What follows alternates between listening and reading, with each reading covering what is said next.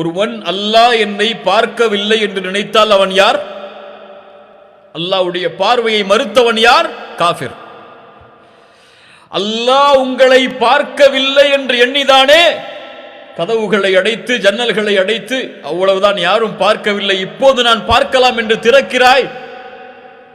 அல்லாஹ்வை உன்னை பார்ப்பவர்களிலேயே கடைசி தரமுடையவனாக ஆக்கிவிடாதே. ஆக்கினால் கேள் இந்த நபி மொழியை, லா அலமன்ன அக்வாமன் மின் உம்மதி, என் சமூகத்தில் சில மனிதர்கள் வருவார்கள், நாளை மறுமையில் திஹாமாவுடைய மலைகள் அளவு நன்மைகளை சுமந்து வருவார்கள். யார் அவர்கள்? உங்களுடைய தோளில் இருந்து வருவார்கள். உங்களுடைய வார்த்தைகளை கொண்டு பேசுவார்கள், நாவை கொண்டு பேசுவார்கள். நீங்கள் இரவு வணக்கத்தை எடுத்துக் கொள்வதை போன்று இரவு வணக்கத்தை எடுத்துக் கொள்வார்கள். கியாமுல் லைலை தொழுவான். ரசூலுல்லாஹ் சொன்னார்கள் சஹாபாக்களை பார்த்து, இந்த மனிதன் நாளை மறுமையில் வருவான், ஆனால் நன்மைகள் திஹாமாவுடைய அளவு மலைகள் அளவு இருந்தாலும் அல்லாஹ் தூசிகளாக அதை பறக்க விட்டு விடுவான். யா அஹி, தூசிகளாக பறக்க விடப்படும். யார் இந்த நஷ்டத்துக்குரியவன்? யார் இந்த இழிவுக்குரியவன்?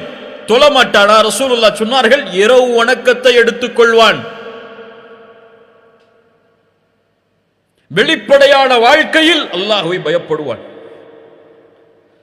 அதான் சொன்னால் பள்ளிக்கு செல்வான், பேசினால் அல்லாஹ்வை பற்றி பேசுவான், அல்லாஹ்வுடைய தீனை பற்றி பேசுவான். ஆனால் கதவுகள் அடைக்கப்பட்டு யாரும் இந்த உலகத்தில் பார்க்கவில்லை என்றால் வஇதா ஹலவ் பிமஹாரிமில்லாஹி இன்தஹகுஹா, அல்லாஹ்வுடைய சட்டங்களை முறித்து விடுவான் தனிமையில் என்று சொன்னார்கள்.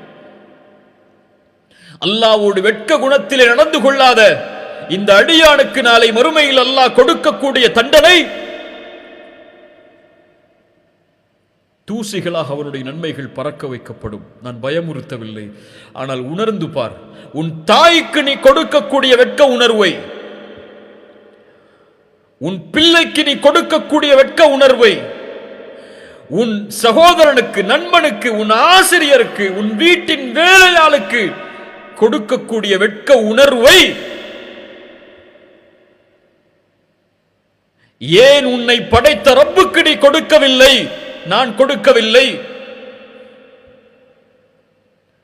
அல்லாஹ் என்னை பார்க்கிறான் என்பதை நான் அறிந்தால் எப்படி நான் தூங்குவேன் தொழுகாமல்? அப்படி உறங்கி தூங்கிவிட்டால் எழுந்திருக்கும் போது அல்லாஹ் என்னை அவனுடைய கடமையை நிறைவேற்றாதவனாக பார்க்கிறானே என்ற வெட்கத்தால் உருகி அல்லாஹ்விடத்திலே மண்டியிட்டு இருக்க மாட்டேனா? ஆனால் தொழுகையை விடுவதெல்லாம் இன்று நமக்கு ஏதோ அவ்வளவுதான். சுப்ஹானல்லாஹ்.